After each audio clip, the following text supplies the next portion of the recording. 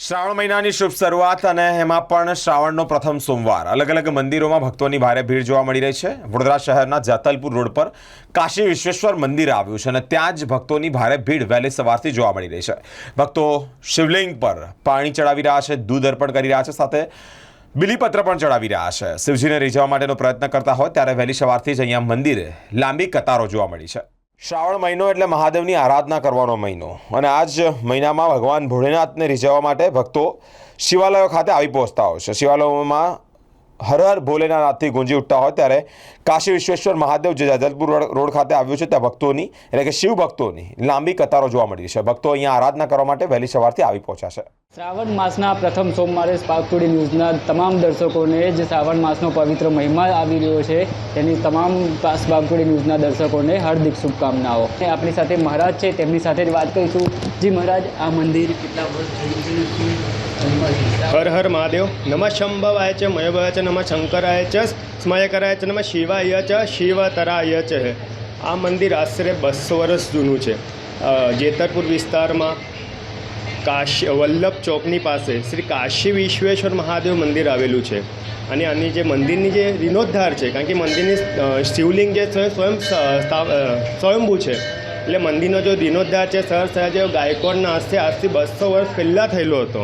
અને એ કહેવાય છે કે શ્રાવણ માસ શરૂ થઈ ગયો છે। શ્રાવણ માસમાં શિવપુરાણની ઘણી બધી દંતકથાઓ પણ છે, બધા લોકો સાંભળી પણ હશે કે શ્રાવણ માસના દરમિયાન સમુદ્ર મંથન કે થયેલું હતું કે જેનાથી કે બધા દેવી દેવતાઓથી માંડીને બધા 9 ગ્રહોથી માંડીને વિષ્ણુ અને બ્રહ્મા પણ સ્વયં એ સમુદ્ર જે મંથન થયેલું એના 14 જ્યારે રત્ન નીકળેલા તો વિવિધ કહેવાય છે 14 રત્નમાં વિષ પણ હતું, અમૃત પણ હતું અને એ ટાઈમે ઉપસ્થિત રાક્ષસો પણ નીચે હતા। એટલે કહેવાય છે કે શ્રાવણ માસ દરમિયાન જે પણ સંપૂર્ણ મહિનામાં અગર 101 બિલી અથવા કાલા તલ છે અથવા જેને કહેવાય છે ને કે ધનની પ્રાપ્તિ કરવી હોય એના માટે શેરડીનો રસ, પછી જેના પીડા હોય એના માટે દૂધનો અભિષેક કરવામાં આવે છે। એવી રીતે વિવિધ દ્રવ્યોથી શિવનો અભિષેક કરવામાં આવે છે।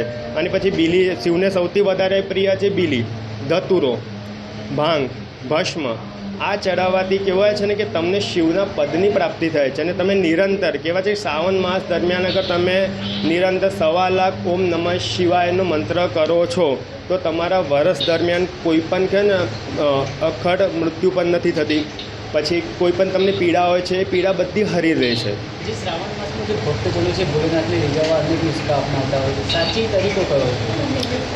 સાચો તરીકો એવું કહેવાય છે કે હવે મહાદેવ એવા છે ને કે મશાનિયા છે, એ મશાનમાં સ્વયં બિરાજમાન કરતા હોય છે અને તમે જે પણ એને આપો, થોડું દ્રવ્ય આલો કે ગમે તે આપો એ ખુશ જ છે, પણ એને કહે છે કે તમે હૃદયથી આપો। પેલું કહેવાય છે ને ચપટી બબુ તુમે ખજાના કુબેર કા, તમે એને ભસ્મની થોડી પણ રાખ ચડાવો ને તો આખું કુબેરનો તમને ખજાનો આપી દે છે, એવા મહાદેવ છે। એટલે તમે કોઈ પણ મનુષ્ય જ્યારે આવે છે કે કોઈને પીડા ના થાય, કારણ કે શ્રાવણ માસમાં ઘણા કહેવાય છે બધા શિવાલયમાં ભીડ વધારે હોય છે કે અમુક જણ તમે ઘણા કહે છે કે લોકો મેં આ ચડાવું તે ચડાવું, કે તમે એવું ચડાવ્યા કરતાં છે ને ખાલી ચંદન ફૂલ બિલ બધું સામટું ચડાવીને ગર્ભગૃહમાં જે બહાર છે, ગર્ભગૃહની બહાર જે નંદી જે બિરાજમાન હોય છે ત્યાં આસનમાં બેસીને ત્યાં તમને જે પણ પાઠ કે ગમે તે કરવો હોય એ તમે કરો ને સૌથી વધારે શિવને પ્રિય છે। શિવ એવું કહે છે કે કોઈને નડવું ના જોઈએ, અગર તમે કોઈને નડીને ભક્તિ કરશો એ ક્યારેય સ્વીકૃત નહીં થાય।